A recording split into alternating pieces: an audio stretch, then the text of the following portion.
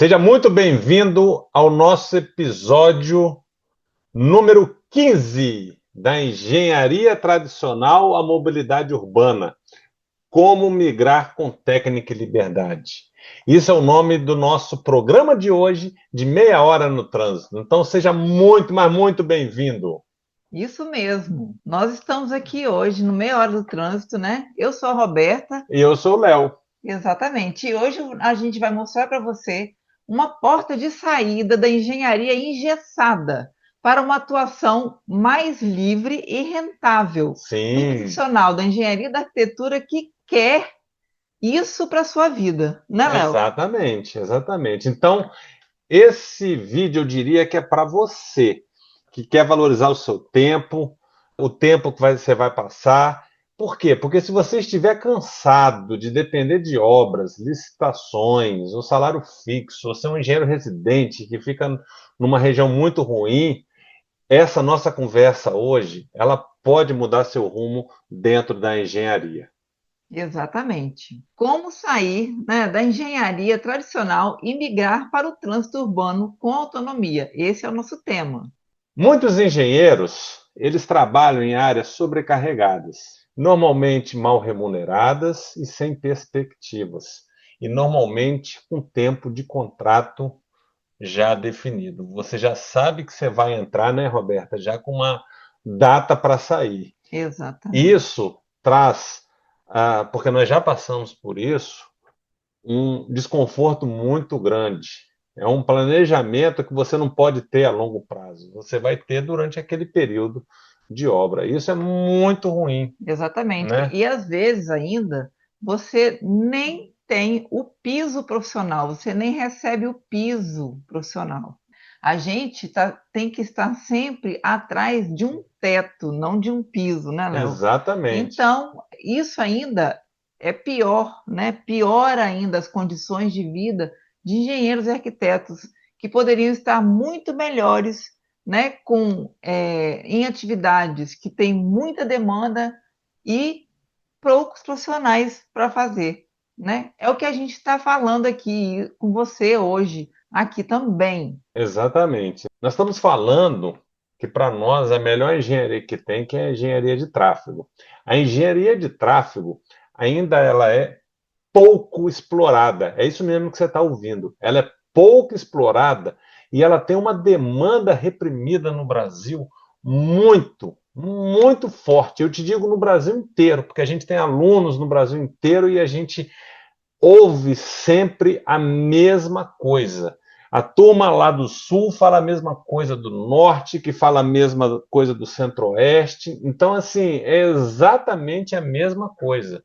Então, é uma demanda extremamente reprimida que tem uma amplitude, né, Roberto? Eu diria Sim. uma amplitude enorme de agariar novas demandas, novos projetos, novas situações. Exatamente. Por que que a gente fala isso? Porque nós aqui no Canadá a gente vê como, né, engenheiros de tráfego são necessários a todo tempo e Sim, como no Brasil essa área é muito pouco explorada, porque não existem, né, profissionais aí, a quantidade de profissionais que aqui no Canadá, que já é grande e que necessita de mais, no Brasil então com a quantidade da população, se a gente for comparar a população do Canadá e do Brasil, a gente vai ver que no Brasil a gente precisaria de 10 vezes mais, né, profissionais do que já se necessita aqui no Canadá, né? exatamente.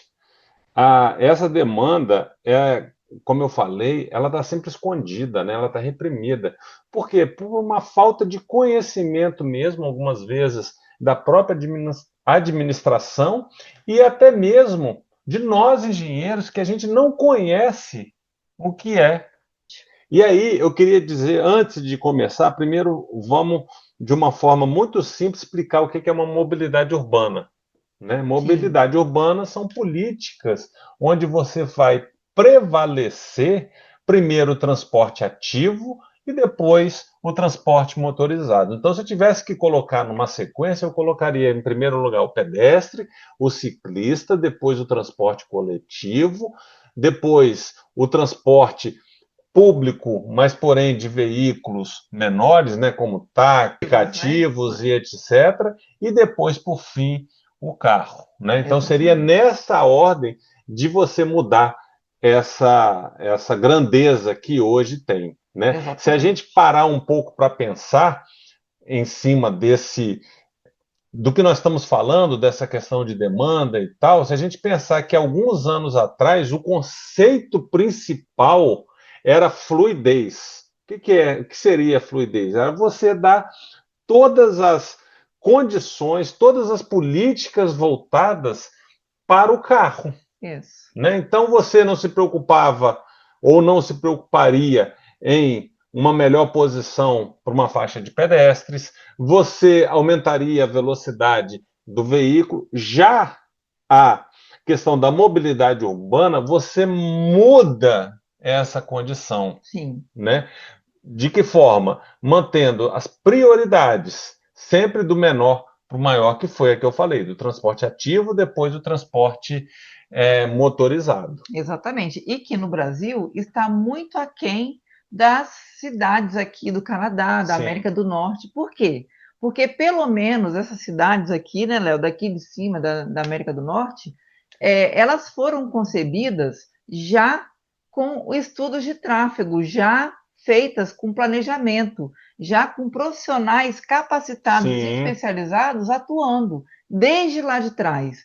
Coisa que no Brasil isso é muito novo, né? No Brasil a gente vê por que é novo? Porque aqui todas as áreas mais velhas das cidades já contemplam calçadas, né, bem equipadas, calçadas disponíveis para o pedestre de acordo com o volume. Você vê isso daqui, que isso já existia antes. sim, E que no Brasil a gente ainda tem que promover essa melhoria das sim, calçadas, nos locais, mesmo nos locais já bem adensados, né, Léo? exatamente, Então, exatamente. por isso, a gente vê que a falta de profissional no Brasil é muito, muito, muito maior do que em qualquer outro lugar mais desenvolvido no mundo, E eu né? até adicionaria isso, além dos pedestres, a questão da infraestrutura cicloviária, né? Sim, Aqui se tem uma infraestrutura cicloviária extremamente forte, como por exemplo a nossa cidade tem entre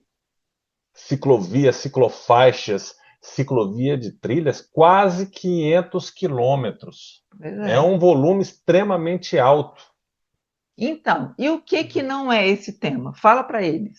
Então, o que não é esse? Seria migrar para o trânsito, não significa você virar um concursado Não, ou viver de planilha, né? É atuar com a inteligência urbana, com a mobilidade e ajudar as cidades a funcionarem muito melhor, com mais liberdade de atuação e uma renda que você consiga escalar. Isso que é o objetivo disso. exatamente. É você, né, ter na sua base de conhecimento os fundamentos da engenharia de tráfego, né? Você precisa conhecer por quê? Porque, gente, é uma mudança de mentalidade, né? A Sim, engenharia de tráfego, quando você estuda, ao invés de você atuar apenas com o seu conhecimento por ser um condutor de veículos, né, um pedestre ou tudo mais, você vê o trânsito de fora, quando você está lá dentro e você conhece os fundamentos da engenharia de tráfego, a sua mentalidade muda. E isso é necessário. Porque se isso não acontecer, as cidades vão ficando do jeito que estão até hoje, né? Sem essa mudança de paradigma, né, Léo? isso aí, isso aí. Bom, nós temos várias oportunidades e benefícios, né, em relação a você alterar, né, a você começar a pensar como mobilidade. E isso a gente pode falar com uma certa experiência, visto que no Brasil, eu e a Roberta, nos últimos 10 anos, a gente trabalhava com isso e hoje eu sou contratado por uma empresa como engenheiro de mobilidade. Então, a gente tem uma certa tranquilidade para explicar para vocês isso aí, né? Exatamente. Por quê? Porque várias cidades, agora vamos entrar, né, nesses benefícios. Muitas cidades no Brasil, várias cidades, elas precisam de que entendam desse impacto viário. A gente pode falar milhares de cidades, sabe por quê? Poderia, Porque o Brasil, né, ele tem mais de 5.560 cidades, se eu não me engano. Uhum, Então, se a gente tem esse tanto de cidades ainda para estar inserindo profissionais, porque cada cidade dessa precisa de, no mínimo, né, 3 profissionais, vamos dizer assim, no exato. setor público. Só o setor Imagina público. fora, porque Exatamente. o setor público precisa do braço externo da iniciativa privada, tanto na hora da implementação de empreendimentos, Sim, quanto na hora de solucionar vários problemas daí do trânsito que já ocorrem, né? exatamente, exatamente. Então, nessa questão que a gente precisa de muitos profissionais, né? E eu diria uma coisa, que a maioria desses profissionais nem sabe que isso existe, por incrível que pareça. Exatamente. Não sabe que impacto urbano precisa, né, tá constantemente sendo mitigado, né, Léo? Exatamente. E aí o grande benefício é o seguinte, é que você vai entrar num nicho onde ninguém está olhando, entendeu? Exatamente. Então isso é um grande, Uma grande oportunidade. exatamente, é uma grande oportunidade de você crescer. Nada mostra mais oportunidade do que tanta oferta aguardando a demanda, né, Léo? Exatamente, exatamente. E a gente tem alguns exemplos, né, de alunos, né, Roberta, que passaram por isso, né? A gente teve, por exemplo, uma arquiteta que ela descobriu o estudo de tráfego e após alguns meses ela já entregou um estudo, né, onde ela determinou, indicou, por exemplo, toda a infraestrutura cicloviária do local Sim, em um loteamento que ela estava fazendo, porque normalmente o arquiteto ele fica nessa parte do loteamento. Mal sabe o arquiteto que ele pode vir para a área de estudo de tráfego também, né, Roberta? exatamente. Exatamente. Assim como a gente conheceu profissionais que, frustrados com projetos residenciais, descobriram o estudo de tráfego e se apaixonaram, né? E Exato. em pouco tempo resolveu abrir a sua própria consultoria. E aí está até hoje atuando com estudo de tráfego, com planejamento urbano, Sim, né? E está muito feliz, né, muito. Léo?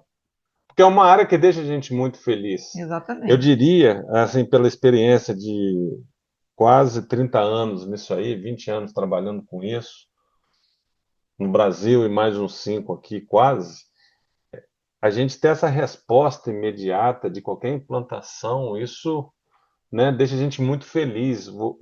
Quando você vai implantar, por exemplo, uma condição de mobilidade urbana, né, onde você vai reduzir velocidade, onde você vai priorizar o pedestre em locais onde, por exemplo, você tinha um atropelamento, onde você tinha algumas colisões, e você altera isso e você vê isso acontecendo em curto espaço de tempo, isso dá uma satisfação muito grande, como a Roberta falou, dá um orgulho muito grande, né? Exatamente. Mas tem muita gente que acha, isso não dá dinheiro.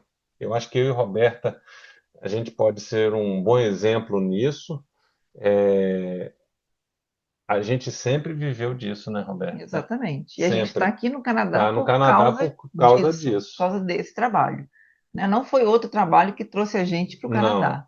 Foram os estudos de tráfego que a gente fez, né? Tanto no setor privado, público, E no né? privado. Trabalhando como servidores, né? Como no privado, que nos deu muito mais, né? Uma renda muito mais estável do que no setor público. Apesar do setor público a gente ter uma estabilidade, né, entre aspas, porque uma Porque estabilidade, pinga, né? exatamente, porque está sempre pingando, mas uma estabilidade mesmo que você tem financeira é quando você tem um montante que consegue atender aos seus anseios, aos seus desejos, Exatamente. né, aos seus planejamentos. Então a gente está falando disso. E uma outra coisa que eu gostaria de passar para vocês também, que a gente sempre ouve, é uma área técnica demais.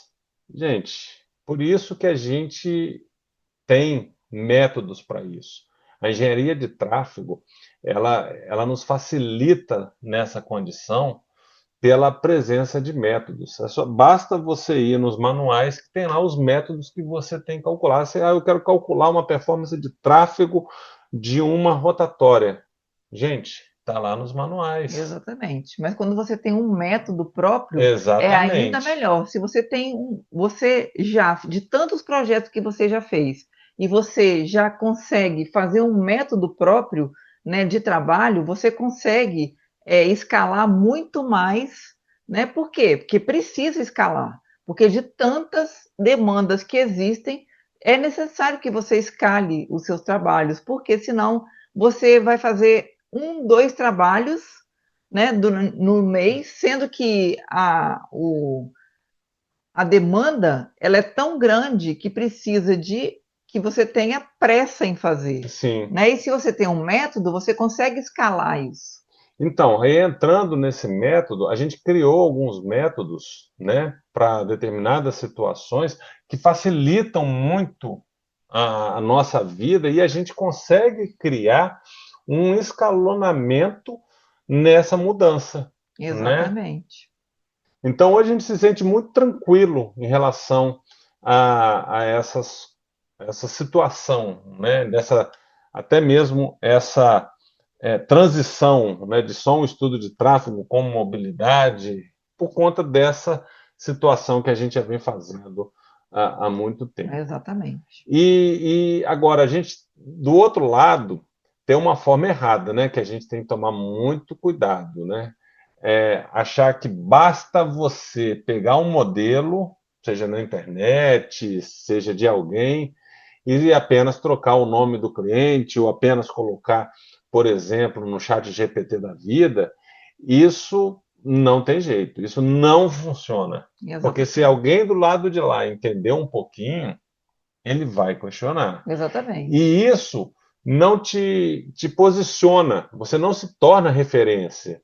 E muito pelo contrário, você vai se tornar uma pessoa de baixíssima empregabilidade, uma pessoa facilmente substituível. Exatamente. A referência de que não é o profissional não quisto naquela atividade, né? Porque você vai apresentar problemas e Isso, não as soluções. É uma exatamente. vez só e acabou, né? Então, quer dizer, se você for lá atrás de um método, de um modelo, no modelo de internet, ou então, né, solicitando para o chat GPT faça para você alguma coisa nesse sentido, se você não souber exatamente especificar o que é necessário nesse método, para o que ele atinja ponto a ponto, você não vai conseguir, então, também, né, fazer com que a solução que vá para as ruas vá realmente solucionar os problemas que existem em cada ponto ali do sistema.